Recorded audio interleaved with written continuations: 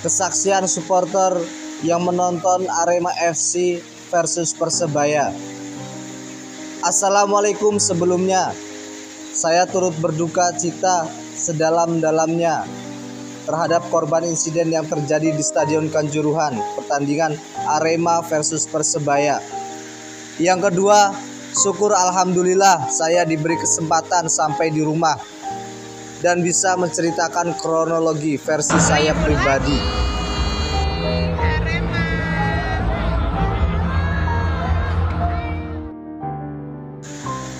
Saya akan mencoba menceritakan kronologi insiden yang terjadi di Kanjuruhan 1 Oktober 2022. Dari awal saya masuk stadion, kondisi pemain sedang pemanasan. Semua berjalan aman dan tertib hingga kick off pukul 20.00 WIB.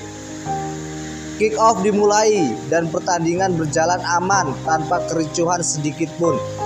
Yang ada hanya supporter Arema saling melontarkan pesawar ke arah pemain Persebaya.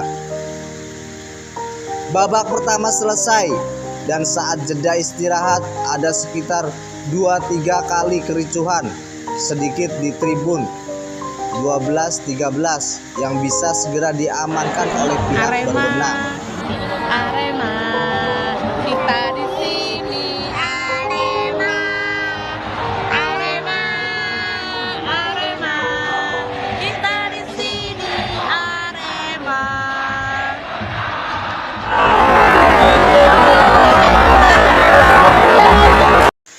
Babak kedua berlanjut dan tim Persebaya berhasil mencetak gol. Yang ketiga, Arema FC semakin tampil menyerang, menggempur gawang Persebaya, tapi tidak ada gol yang tercipta. Semakin banyak serangan, semakin gemas juga kita sebagai supporter menontonnya. Hingga peluit akhir dibunyikan, Arema tidak bisa menambah golnya dan terus menerima kekalahan. Disinilah awal mula tragedi dimulai. Setelah peluit dibunyikan, para pemain Arema tertunduk lesu dan kecewa. Pelatih Arema dan manajer tim mendekati tribun timur dan menunjukkan gestur minta maaf ke supporter. Di sisi lain, ada satu orang supporter yang dari arah tribun selatan nekat masuk dan mendekati Sergio Silva dan Maringa. Terlihat sedang memberikan motivasi dan kritik kepada mereka.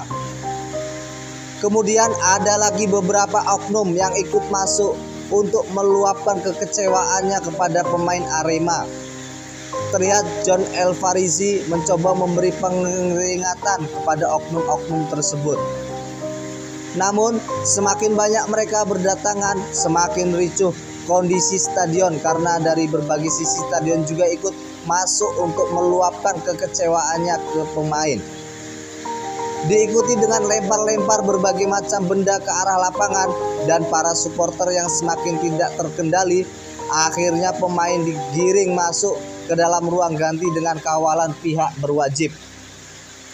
Setelah pemain masuk, supporter makin tidak terkendali dan semakin banyak yang masuk ke lapangan. Pihak aparat juga melakukan berbagai upaya untuk memukul mundur para supporter yang menurut saya perlakuannya sangat kejam dan sadis. Dipentung dengan tongkat panjang, satu supporter dikeroyok aparat, dihantam tameng dan banyak tindakan lainnya. Tapi saat aparat memukul mundur supporter di sisi selatan, supporter dari sisi utara yang menyerang ke arah aparat. Karena semakin banyaknya supporter yang masuk ke lapangan dan kondisi sudah tidak kondusif. Aparat menembakkan beberapa kali gas air mata ke arah supporter yang ada di lapangan. Silih berganti supporter menyerang aparat dari sisi selatan dan utara. Yang akhirnya selain hujan lemparan benda dari sisi tribun, di dalam lapangan juga terjadi aksi tembak-tembakan gas air mata ke arah supporter. Terhitung puluhan gas air mata sudah ditembakkan ke arah supporter. Di setiap sudut lapangan telah dikelilingi gas air mata. Ada juga yang langsung ditembakkan ke arah tribun penonton, yaitu di tribun 10. Para supporter yang panik karena gas air mata semakin ricuh di atas tribun. Mereka berlarian mencapai pintu keluar, tapi sayang pintu keluar sudah penuh sesak karena para supporter panik terkena gas air mata. Banyak ibu-ibu, wanita, orang tua, dan anak-anak kecil yang terlihat sesak, gak berdaya, gak kuat ikut berjubel untuk keluar dari stadion. Terlihat mereka sesak karena terkena gas air mata. Seluruh pintu keluar penuh dan terjadi macet. Di dalam stadion mereka sesak karena gas air mata yang sudah ditembakkan ke berbagai arah. Sedangkan untuk keluar stadion pun gak bisa karena macet penuh sesak di pintu keluar. Di luar stadion banyak yang terkapar dan pingsan karena efek terjebak di dalam stadion yang penuh gas air mata.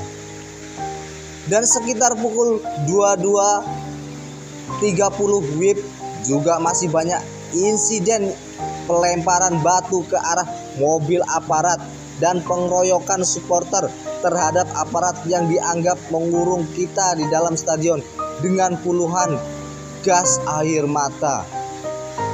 Dan terjadi beberapa tembakan gas air mata kembali di luar stadion, lebih tepatnya di sekitar Tribun 2 Kanjuruhan.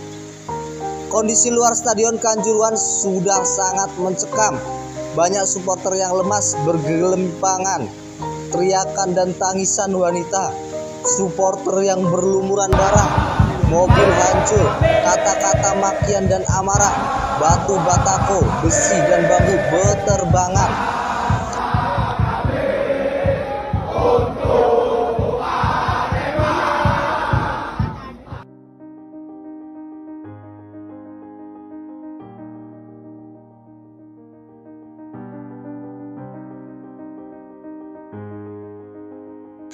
Dan selama saya jadi supporter Arema, saya dikenalkan Arema oleh orang tua saya saat tahun 2007 hingga saat ini.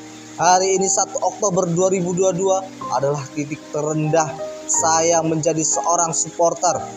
Saya masih belum percaya menyaksikan saudara-saudara saya dengan kondisi seperti ini.